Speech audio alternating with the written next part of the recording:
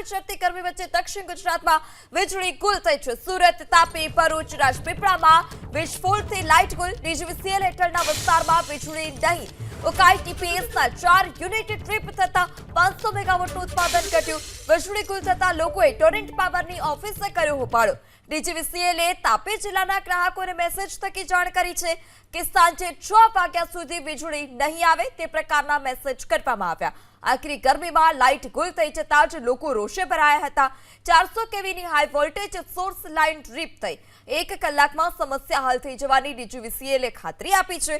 Light ગુલ થતા કારખાનાઓના જે કામકાજ હતા તે પણ બંધ થયા છે। આ સાથે જ જે લોકો હતા તે લોકોએ પણ હોબાળો મચાવ્યો છે। ટોરેન્ટ પાવરની ઓફિસે જઈ લોકોએ હોબાળો મચાવ્યો।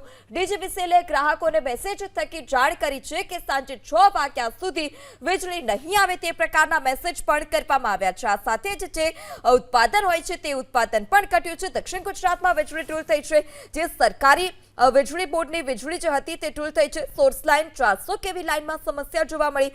સ્ટેટ લોડ જાંબુઆમાં લાઇન ડ્રીપ થઈ છે। તાપી, ભરૂચ, રાજપીપળામાં પણ વીજળી ટૂલ। દક્ષિણ ગુજરાત વીજ કંપની હેઠળ આવતા વિસ્તારોમાં જે વીજળી હતી તે ડૂલ થઈ છે। આ એક તો આખરી ગરમી અને આખરી ગરમી વચ્ચે જ આ પ્રકારે વીજળી ગુલ થઈ છે। જે લાઇન હતી તેમાં ખામી સર્જાતા જ આ પ્રકારે વીજળી ડૂલ થતા લોકોમાં પણ ભારોભાર રોષ જોવા મળી રહ્યો છે। આકરો તાપ, હીટવેવની પણ અમુક જગ્યા પર સંભાવના, રેડ એલર્ટ, ઓરેન્જ એલર્ટ વચ્ચે લોકો રહેવા મજબૂર છે અને તે જ દરમિયાન આ પ્રકારે વીજળી ન હોવાથી લોકોને હાલાકી ભોગવવાનો વારો આવ્યો છે। આ સાથે જ જે કામદારો હતા, જે ઓફિસમાં કામ કરતા હતા, તે તમામ કારખાનાઓના જે કામકાજ છે તે બંધ થયા છે। સુરતમાં કારખાનાઓમાં કામકાજ હાલ અત્યારે સ્થગિત।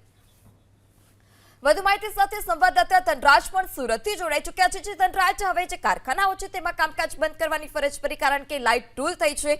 હાલ અત્યારે ત્યાંની શું સ્થિતિ અને શું કહેવામાં આવી રહ્યું છે? ક્યાં સુધીમાં રિપેરિંગ થઈ જશે? ક્યાં સુધીમાં લાઇટ ફરીથી પાછી આવશે?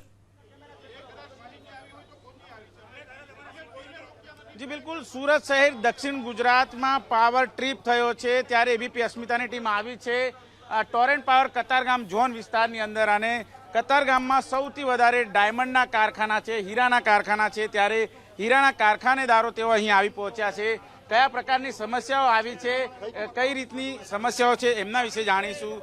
ઓચિંતો કંઈક ને કંઈક પાવર કટ થાય, જેને લીધે કિંમતી મશીનરીઓ, હીરાને લગતી જે કિંમતી મશીનરીઓ આજે ટેકનિકલ પદ્ધતિ આવી ગઈ છે, તો એના કારણે જે મશીનરીને નુકસાન થાય એનો ગુસ્સો લોકોને, એક તો મંદીનો માહોલ છે।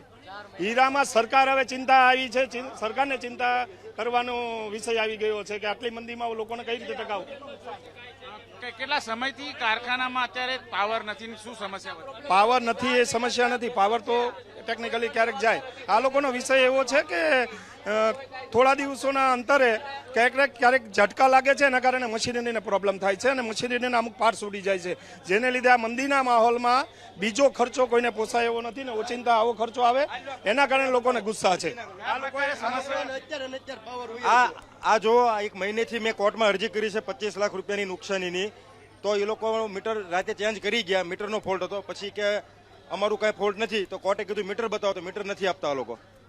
શું ફોલ્ટ થયો છે? અત્યારે સેમ ફોલ્ટ થયો છે, બધા ઝટકા મારીને પાવર ગયો ને મશીનરી પાછી ઉડી ગઈ છે।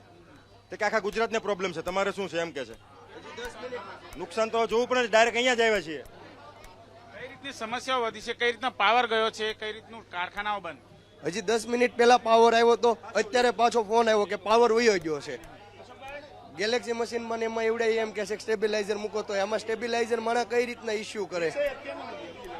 કયા પ્રકારે પાવર ડાઉન થયો છે, કઈ રીતના કારખાનાઓ બંધ થઈ ચૂક્યા? અત્યારે હું તો બહાર હતો, પણ નંદુ ડોશીની વાડીના પ્રમુખ તરીકે મારી જવાબદારી હતી કે મારા બધા વેપારીઓ અહીંયા આવ્યા ટોરને, અને આ પ્રોબ્લેમ આજનો નથી, આજે તો સાવ પાવર ગયો છે, પણ 4 મહિનાથી આ લોકો અરજી કરે છે, પણ જવાબદાર અધિકારીઓ અમને સંતોષકારક જવાબ આપતા નથી। જી ધનરાજ, આજે જે પ્રકારે આ લાઇટ ગઈ છે, તો જે આ રજૂઆત કરવા માટે જે અરજદારો પહોંચ્યા છે તે આજની જ સમસ્યા માટે ત્યાં પહોંચ્યા છે?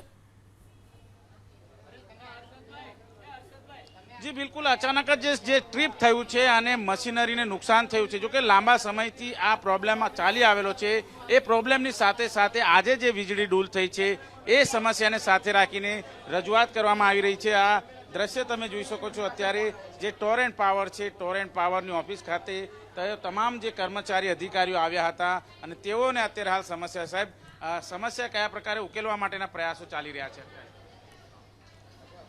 સાહેબ, અમે જવાબ આપી દીધા છે। અત્યારે ગ્રીડ જે ફેલ થઈ હતી આખા ગુજરાતને ઇફેક્ટ કર્યું છે સાહેબ, અને ગ્રીડ ફેલિયર એ કંટ્રોલ બારની હોય છે, આ ટેકનિકલ સર્ટી કોઈના હાથમાં હોતી નથી. અત્યારની કન્ડિશન એવી છે, ટોરેન્ટ પાવર સુરત વિસ્તારની વાત કરીએ તો ફેઝ મેનરમાં લોડ ચાલુ કરી રહ્યા છીએ અને પાવર રિસ્ટોર ગ્રાહકોને બને એટલો ઝડપી મળે એના પૂરેપૂરા પ્રયત્નો ચાલુ છે સાહેબ. અચાનક ટ્રીપ થાય છે અને એ લોકોની હીરાની મશીનરી છે એમને નુકસાન થઈ રહ્યું છે, એની ફરિયાદ છે. એ એમની ફરિયાદ હશે સાહેબ, પણ જ્યારે સિસ્ટમની અંદર કોઈ અનએક્સિડેન્ટલ કે અનવોન્ટેડ ટ્રિપિંગ આવે છે કે જેનો કંટ્રોલ જે યુઝર એન્ડ પર નથી હોતો અને એના કારણે જો કોઈ સિસ્ટમમાં નુકસાન થતી હોય તો આપણા ગ્રાહકોને પણ આપણે એ જ સમજાવીએ છીએ કે તમે પરિસ્થિતિનો તાગ મેળવી થોડો વખત યુનિટ બંધ રાખો હમણાં, અને જેવા પાવર નોર્મલ થાય છે એ પછી તમારા મશીન ચાલુ કરી દો. શું જાણકારી મળી છે, મુખ્ય ફોલ્ટ ક્યાં થયો છે, કઈ રીતે? એ સાહેબ હજી અમને નથી ખબર પડી, પણ આખા ગુજરાતમાં આ ઇસ્યુ ફેસ થયો છે અને ફેઝ મેનરમાં જીઈબી એરિયા હોય કે અમારો એરિયા હોય બને એટલી ઝડપથી પાવર રિસ્ટોર કરી રહ્યા છીએ અમે. પાવર રિસ્ટોર કરવામાં આવી રહ્યો છે. અન્ય જે કારખાનેદારો છે તેમની સાથે પણ વાતચીત કરીશું, કારણ કે લાંબા સમયથી રજૂઆત કરવામાં આવી રહી. તમારે કયા પ્રકારની સમસ્યાઓ થઈ છે, અત્યારે શું પ્રોબ્લેમ આવે? બસ એ જ સમસ્યા છે કે વારે વારે ઝટકા આવે છે, પાવર જાય છે અને મશીનરીને નુકસાન થાય છે. અત્યારે શું થયું? અત્યારે બસ ધીમે ધીમે ઝટકા મારીને પાવર જાય છે અને અત્યારે તો બધે જ પાવરનો પ્રોબ્લેમ છે, પણ આપણે અહીંયા કહીએ છીએ તો કોઈ જવાબ આપતું નથી.